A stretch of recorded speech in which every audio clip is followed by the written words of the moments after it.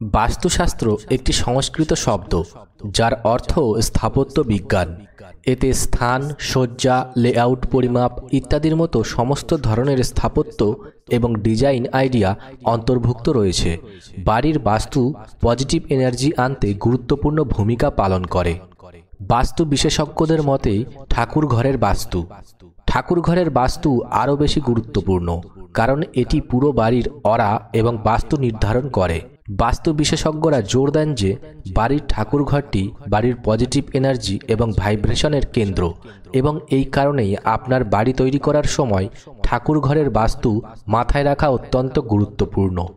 ঠাকুর ঘরের বাস্তুর গুরুত্ব। ঠাকুর ঘর একটি বাড়িতে পজিটিভ এবং নির্মল এনার্জির কেন্দ্র হিসেবে কাজ করে, কারণ এটি আপনার বাড়িতে দেবতাদের উপস্থিতির কারণে ঐশ্বরিক শক্তি বিকিরণ করে। সম্পূর্ণরূপে দেবতাদের জন্য একটি পৃথক স্থান বরাদ্দ করা, যেমন একটি ঠাকুর ঘর, তা যত বড় বা ছোট হোক না কেন, আপনার বাড়ির পক্ষে অত্যন্ত গুরুত্বপূর্ণ। এবং সঠিক বাস্তু শান্ত পজিটিভ এনার্জি আনতে এবং আপনার বাড়িতে কোন ধরনের শক্তি বিকিরণ করবে তা নির্ধারণে গুরুত্বপূর্ণ ভূমিকা পালন করে। ঠাকুর ঘর শুধুমাত্র বাড়িতে ভালো ভাইবি বিকিরণ করতে সাহায্য করে তাই না, বরং আপনাকে ঐশ্বরিক শক্তির সাথে সংযুক্ত করতেও সাহায্য করে। নেগেটিভ এনার্জি দূর করতে এবং আপনার ঘরকে সুখ এবং পজিটিভিটিতে পূর্ণ করতে বাস্তু নিখুঁত হওয়া উচিত। ঠাকুর ঘরের বাস্তু টিপস। বাস্তুশাস্ত্রের নীতি অনুসারে ঠাকুর ঘরের জন্য সঠিক বাস্তু দিয়ে আপনার বাড়িকে পজিটিভ এবং ঐশ্বরিক শক্তির কেন্দ্রে পরিণত করতে সাহায্য করার জন্য আজকের ভিডিওতে কিছু টিপস দেওয়া হলো। 1. ঠাকুর ঘরের অবস্থান। ঠাকুর ঘরের বাস্তু অনুসারে ঠাকুর ঘরের অবস্থান নির্ধারণের জন্য প্রস্তাবিত প্রতিটি দিক বিশেষ কিছু নির্দেশ দেয় এবং প্রতিনিধিত্ব করে, যার কারণে ঠাকুর ঘরের অবস্থান ঠাকুর ঘরের বাস্তুর সবচেয়ে গুরুত্বপূর্ণ অংশ। উত্তর পূর্ব দিকটি ঠাকুর ঘরের জন্য সর্বোত্তম দিক হিসেবে বিবেচিত হয়, কারণ এটিকে ভগবান শিবের অঞ্চল বলা হয় এবং তাই এটি সবচেয়ে শুভ। এর পরে আসে পূর্ব বা উত্তর দিক। ঠাকুর ঘরের জন্য দক্ষিণ দিকে মুখ করা বাস্তু অশুভ বলে মনে করা হয়। আপনার ঠাকুর ঘরটি সিঁড়ির নিচে বা ওয়াশরুমের কাছে করা থেকে বিরত থাকুন, কারণ এই স্থানগুলি পূজার ঘরের জন্য অশুভ বলে বিবেচিত হয়। নিশ্চিত করুন যে ঠাকুর ঘরটি নিচতলায় বা উঁচুতলায় না রাখা হয়, কারণ বাস্তু অনুসারে ঘরের জন্য সেরা স্থান হিসেবে বিবেচিত হয় না। ঠাকুর ঘরের দরজা জানালা উত্তর বা পূর্ব দিকে খোলা উচিত। ঠাকুর ঘরের বাস্তু অনুসারে পজিটিভ ভাইব্রেশনের জন্য একটি পিরামিড আকৃতির সিলিং সুপারিশ করা হয়। পূর্বমুখী বাড়ির জন্য ঠাকুর ঘরের বাস্তু পরামর্শ দেয় যে ঠাকুর ঘরটি উত্তর বা পূর্ব কোণে হওয়া উচিত। 2. মূর্তি বা দেবতা রাখা। ঠাকুর ঘরের বাস্তু অনুসারে ঠাকুর ঘরে মূর্তিগুলি একে অপরের মুখোমুখি হওয়া উচিত নয় এবং দেয়ালের কাছাকাছি হওয়া উচিত নয়। মূর্তিগুলি উত্তর পূর্ব দিকে স্থাপন করা উচিত।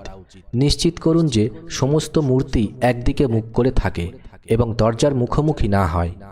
তাদের চারপাশে পর্যাপ্ত বায়ু চলাচল নিশ্চিত করার জন্য মূর্তিগুলি দেয়ালে ঠেকিয়ে রাখা উচিত নয়। ঠাকুর ঘরের বাস্তুর পরামর্শ অনুসারে মূর্তিগুলিকে মাটি থেকে কমপক্ষে 6 ইঞ্চি উঁচুতে রাখতে হবে। ঘরে মৃত ব্যক্তির ছবি বা হিংস্র ছবি রাখা থেকে বিরত থাকুন। নিশ্চিত করুন যে মূর্তির কাঠামো চিপ বা ভাঙা না হয়। 3. পবিত্র বস্তু রাখা। ঠাকুর ঘরে পবিত্র বস্তু এবং অন্যান্য ঠাকুর ঘরের জিনিসপত্র স্টোরেজ করা ছাড়া অন্য কোনো জিনিস রাখা উচিত নয়। মূর্তির ওপরে কোনো বস্তু রাখা উচিত নয়। প্রদীপ ও অগ্নিকুণ্ড দক্ষিণ পূর্ব দিকে রাখতে হবে। 4. ঠাকুর ঘরে ক্যাবিনেট রাখা। ঠাকুর ঘরের যে কোনো ক্যাবিনেটের স্থাপনা দক্ষিণ পূর্ব দিকে হওয়া উচিত, যাতে ঠাকুর ঘরের জন্য বাস্তু অনুসারে সূর্যের আলো প্রবেশে কোনো বাধা না থাকে। আপনি একটি পিরামিড আকৃতির টাওয়ার বা পুজোর জিনিস রাখার জন্য ক্যাবিনেট তৈরি করতে পারেন, কারণ এটি পজিটিভ ভাইব্রেশন বিকিরণ করে। বাস্তু অনুসারে ঠাকুর ঘরে মূর্তির ওপরে ক্যাবিনেট তৈরি করা উচিত নয়। 5. ঠাকুর ঘরের রং। হালকা রং ঘরের জন্য সেরা, কারণ তারা পজিটিভ ভাইব্রেশন বিকিরণ করে এবং উপাসনা ও প্রার্থনার জন্য আদর্শ। ক্রিম রং ঠাকুর ঘরের পক্ষে আদর্শ রং। হালকা নীল, সাদা এবং হালকা হলুদের মতো রং শান্ত এবং ধ্যানের পরিবেশ তৈরি করে। উত্তর পূর্ব দিকের ঠাকুর ঘরের ক্ষেত্রে সাদা হলো আদর্শ রং। 6. ঠাকুর ঘরে আলো লাগানো। দিনের বেলা ঘর ভালোভাবে আলোকিত রাখতে ঠাকুর ঘরে অন্তত একটি জানালা থাকা জরুরি। এটি ঠাকুর ঘরের বাস্তু অনুসারে সূর্যের পজিটিভ এনার্জি এবং ভাইব্রেশনকে অবাধে বইতে দেয়। সূর্যাস্তের পরেও ঘরটি যাতে ভালোভাবে আলোকিত হয় তা নিশ্চিত করুন। পর্যাপ্ত আলোকসজ্জা নিশ্চিত করতে ঠাকুর ঘরে একটি আলো লাগান বা একটি বাতি রাখুন। ঠাকুর ঘর অত্যন্ত পবিত্র একটি স্থান এবং এটিকে বাস্তুনীতি অনুসারে স্থাপন করা হলে বাড়ি অবশ্যই সুখ শান্তিতে ভরে ওঠে।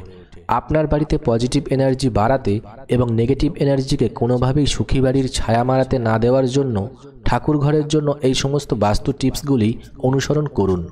ভিডিওটি কেমন লাগলো কমেন্ট করে অবশ্যই জানাবেন। ভালো লাগলে লাইক শেয়ার করবেন। সকলের জন্য শুভ কামনা। সবাই ভালো থাকবেন।